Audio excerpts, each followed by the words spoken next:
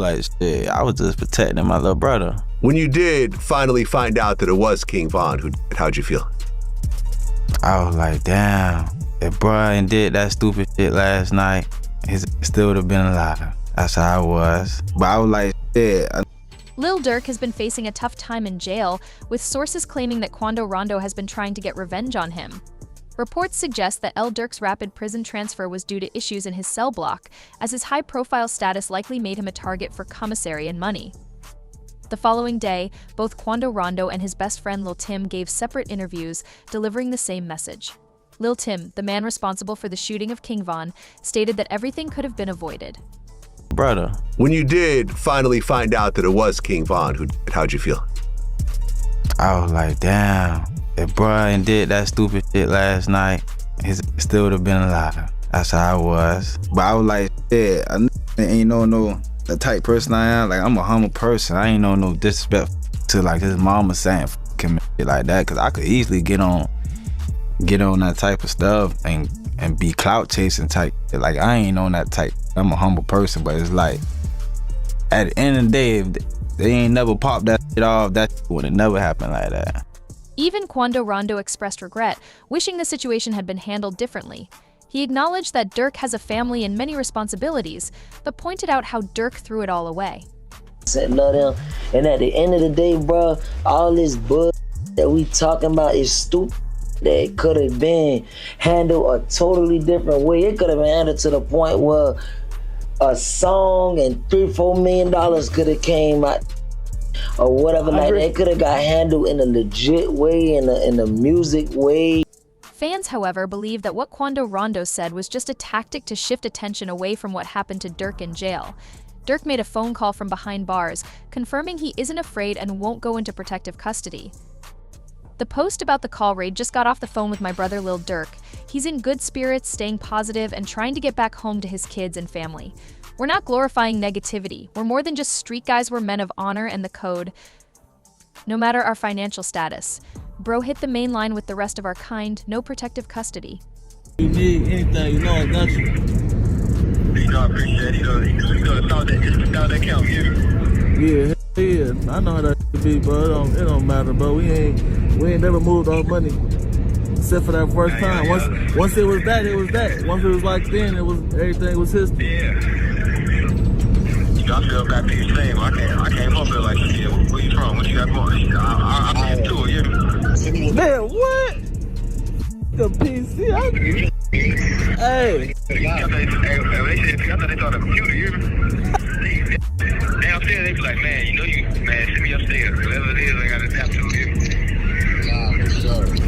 Can't go no more with a PC and come out acting all crazy. DJ Academics revealed that he didn't like how this phone call was made public. With all due respect to whoever 900 brother is, again, with all due respect to you, the guy's fighting for his life. I get it. Maybe for whatever reason, which I still think would be a dumb reason, let's say that Durk wants to address the people. You know how you put this out? You say, yo, Durk, we on. You let him say what he's saying to the public, and you cut it off. We don't need to hear that back and forth. Because a lot of this audio kind of feels like maybe this wasn't how Durk wanted to first communicate with everybody in the world. Anything he does is gonna go viral. Having a conversation about, even if you think it's in good faith, yo, we don't move off money, nah, blah, blah, blah. It don't sound right. It don't sound right. Fans believe that Quando Rondo could be trying to send someone after Durk on the inside, especially after the feds investigated the lyrical beef that surfaced after King Von's passing. The tension began when Quando Rondo dissed King Von in his lyrics, saying, "Man ran up on me, then we sprayed him. I'm talking lights out. We do the dash in that Durango. Jumped out with that pipe out, so tell them to pipe down." In response, Durk fired back with lyrics of his own, letting Quando's crew know he was coming after them. They like Durk, he a singer, he won't do something. You can believe whatever you want. I got your folks hit. This escalated further when news reports revealed that Durk's crew was involved in taking out Lil Pob. Then it's people like, you lined up somebody from your hood. Like, listen, I didn't. But at the end of the day, what's wrong with giving my friend the address? Oh, this is my boy. He lost his boy. who did it could be around. 9 times out of 10, had he had asked me, I probably would have been coke if he even asked anybody, if this is even true. But 9 times out of 10, like I said, can I leak a bar? Sure. I said if he make the call right now, I'd accept it. The Lil Durk OTF case is gaining significant attention as new evidence has surfaced in court. Recently, it was announced that Lil Durk is facing additional charges in his federal murder-for-hire case. These include 1 count of conspiracy, 1 count of using interstate facilities to commit murder for hire resulting in a death, 1 count of using, carrying, and discharging firearms as a machine gun, and 1 count of possessing firearms in furtherance of a crime. In a controversial move, the court revealed they plan to use Lil Durk's lyrics as evidence to support the charges. One court file highlighted specific lyrics, "Look on the news and see your son screaming no, no," which many interpret as a reference to Quando Rondo following the death of Lil Pab. This man, a passenger in that car, frantic at the sight. Additional lyrics have also been linked to the case, further intensifying the situation. Among them is the line, "Told me they got an Addy, they got the location," which prosecutors argue could imply involvement in orchestrating violent acts. Adding to the controversy, Brick Baby publicly stated he would have revealed Quando Rondo's location to Lil Durk if asked, citing his loyalty to Durk. These developments have fueled speculation and raised questions about the use of song lyrics as evidence in legal proceedings. Then it's people like, you lined up somebody from your hood. Like, listen, I didn't. But at the end of the day, what's wrong with giving my friend the address? Oh, this is my boy. He lost his boy. Who did it could be around. 9 times out of 10, had he had asked me, I probably would have been coke if he even asked anybody, if this is even true. But 9 times out of 10, like I said, can I leak a bar? Sure. I said if he make the call right now, I'd accept it. Right. Unfortunately, it seems that Lil Durk's own lyrics might become one of his biggest challenges in this case. Self-snitching through lyrics is a damaging move, especially when presented to a jury. While much of the rap community has expressed disappointment over the charges brought against Durk, Charleston White has taken a different stance. He believes this development is actually a win for the rap community, sparking a debate on accountability and the consequences of using real-life events in music. Because it is a demonic force. It was a dark force. It was a dark energy that came down from Chicago and spread throughout America. I don't think we'll hear drill music ever again. I don't think drill rappers would ever be celebrated ever again.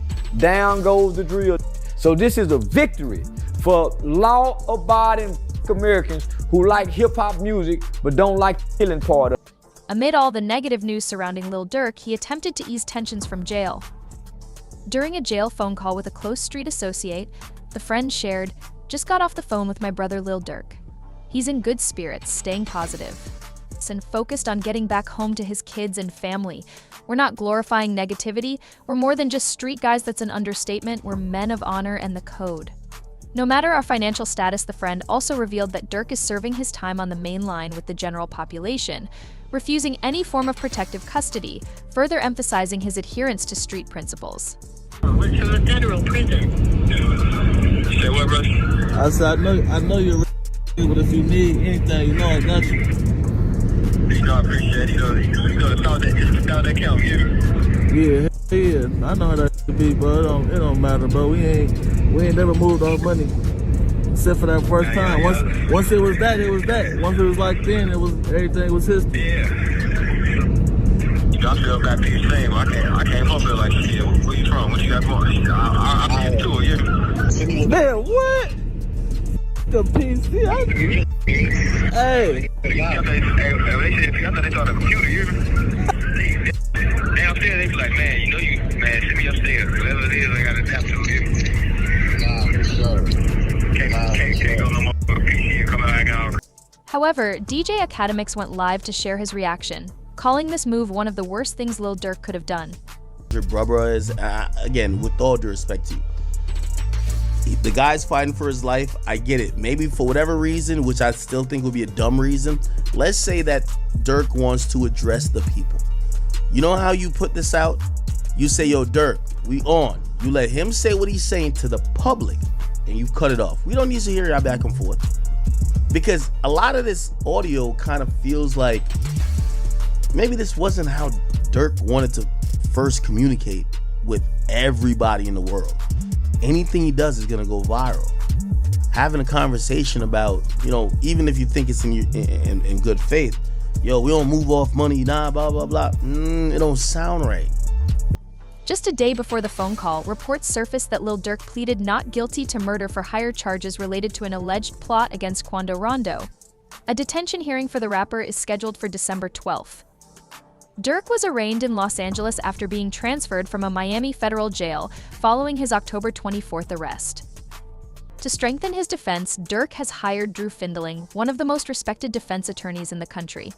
Findling's first move was to apply for a bond release, but federal prosecutors pushed back, presenting new evidence to justify keeping Durk in custody. They pointed to an Instagram Live video where they claimed Durk may have been attempting to create an alibi.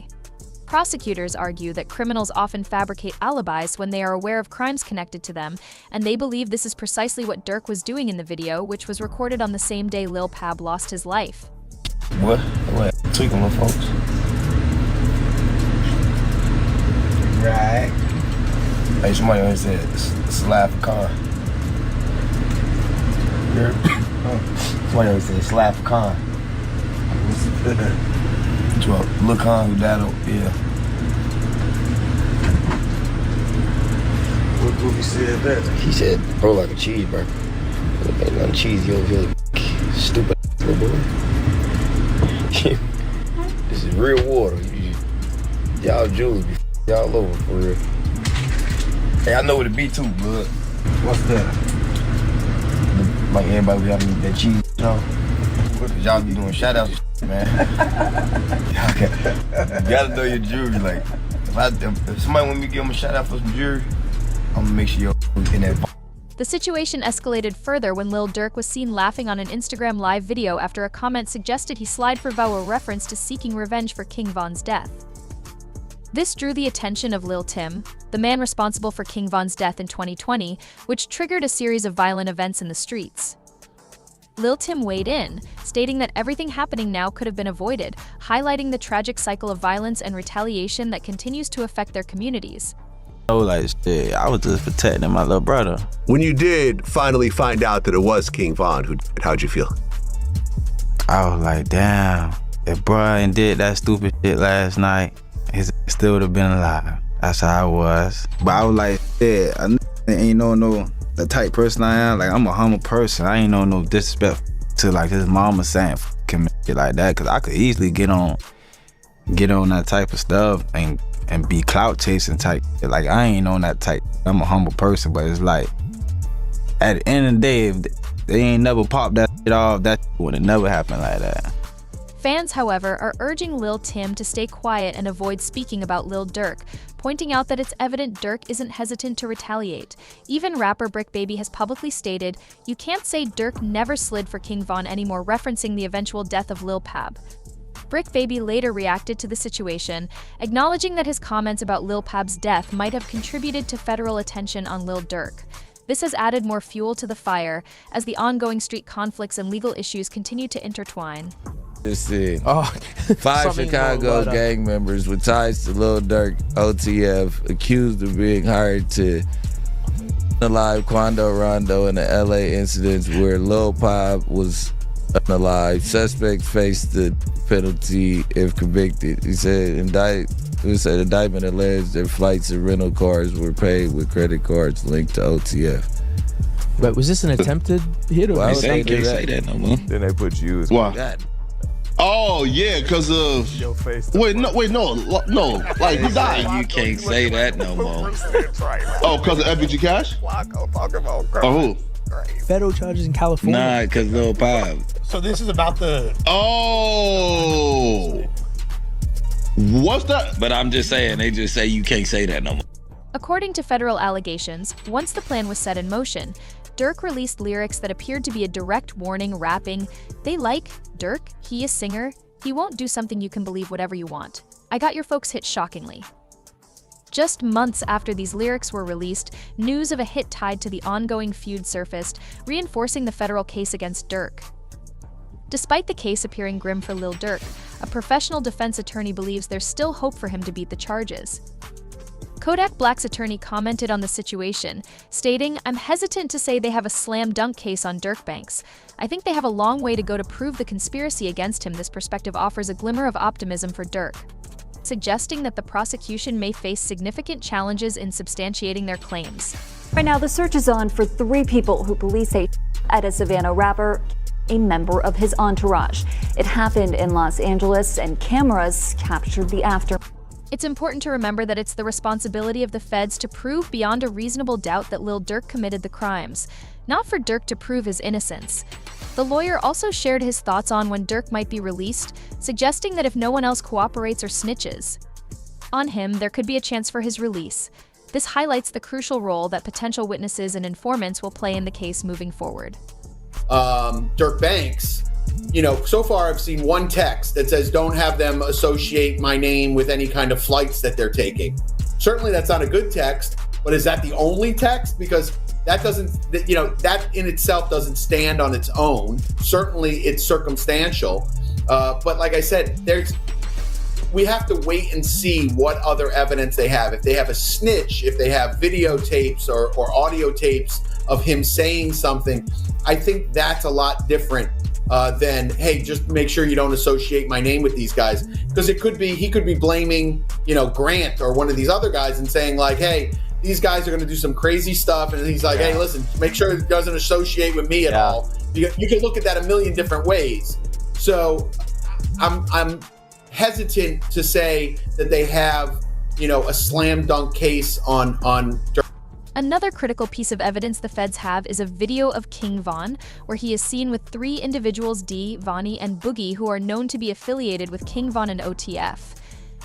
This connection strongly suggests that Lil Durk was familiar with these individuals, as they were closely tied to Von and the OTF camp. The video further strengthens the prosecution's case by linking Durk to the suspects involved in the alleged crime. U.S. attorney and the AUSA that's involved. And if they want this individual badly enough, they'll make very attractive deals for these individuals. What does a very attractive deal look like? I think they go for the lowest hanging fruit. Whoever, didn't actually guy, maybe someone that was involved that didn't actually, or someone that, but it didn't hit, they're going to have forensics. Yeah. So they'll take whoever is the least culpable, and I think that they'll approach him and make a deal with him that'll be the most attractive. And if that guy doesn't make a deal, they'll move on to the next guy. So usually that's what happens, right? You go for the lowest hanging fruit first, the guy that you think will flip, the guy that didn't really have that much involvement. And I think what also is interesting with the indictment is it wasn't just money. They're like, oh, it could have been money or it could have been career.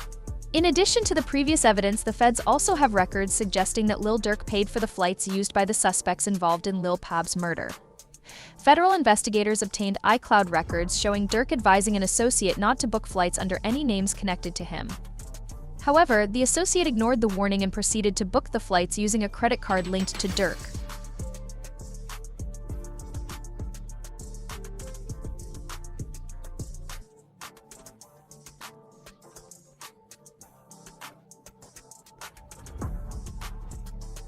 To further complicate Durk's defense, prosecutors are preparing to present evidence from a federal informant known as OTF Jam.